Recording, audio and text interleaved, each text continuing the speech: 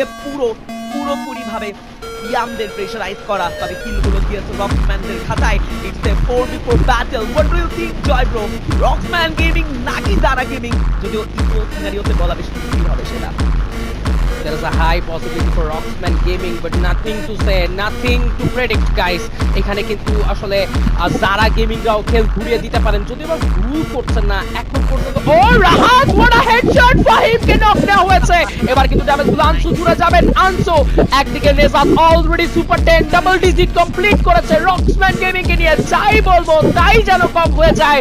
শুরুতেই বলেছিলাম গ্র্যান্ড ফাইনালের স্বপ্ন দেখা যায় রক্সম্যানদেরকে নিয়ে।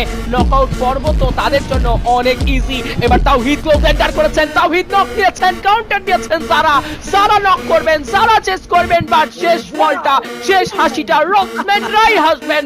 আজকের দ্বিতীয় দিনের শুভ সূচনা করলেন এক গুইয়ার মতো থেকে team Roxman gaming with their crewmate Rahat.